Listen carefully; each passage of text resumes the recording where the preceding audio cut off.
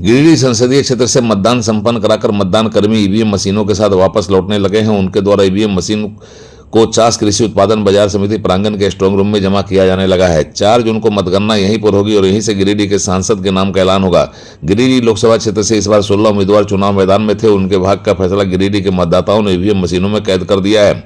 गिरिडीह नक्सल प्रभावित इलाका है, बावजूद इसके चुनाव बिल्कुल शांतिपूर्ण तरीके से संपन्न हुआ और कहीं से कोई गड़बड़ी नहीं हुई। बिना विघ्न बाधा के चुनाव संपन्न करा लेना प्रशासन की बड़ी कामयाबी मानी जा रही है। इन चुनाव के वक्त जिले के उपायुक्त, पुलिस अधीक्षक समेत कई थानों के अधिकारी बदल दिए गए थे और सभी के लिए गिरिडीह संसदीय क्षेत्र का यह इलाका बिल्कुल नया था। लेकिन खास रणनीति और प्रशासन की तैयारी ने चुनाव पूर्व चुनाव के बहिष्कार का ऐलान करने वाले नक्सलियों को उनकी मांद में ही डूब के रहने के लिए मजबूर कर दिया। हालांकि चुनाव के पहले नक्सली पर्चाबाजी के जरिए अपनी उपस्थिति दिखा गए थे।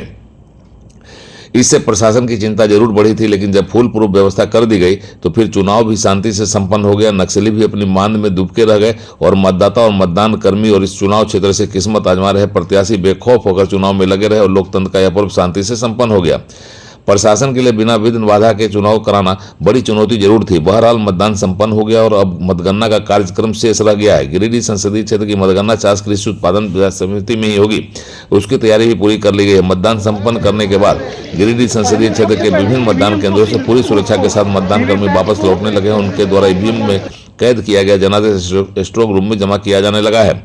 स्ट्रांग रूम की सुरक्षा कई लेयरों में रखी गई है। व्यवस्था ऐसी है कि परिंदा भी पर न मार सके। इसी के साथ पिछले 1 महीना से चल रहा मतदान कराने का कार्य अब संपन्न हो गया है और अब मतगणना का अंतिम दौर बाकी है, जिसे पूरा होने के साथ ही गिरिडीह का सांसद कौन होगा उसका नाम सामने आ जाएगा। उड़ान लाइव ब्यूरो की रिपोर्ट।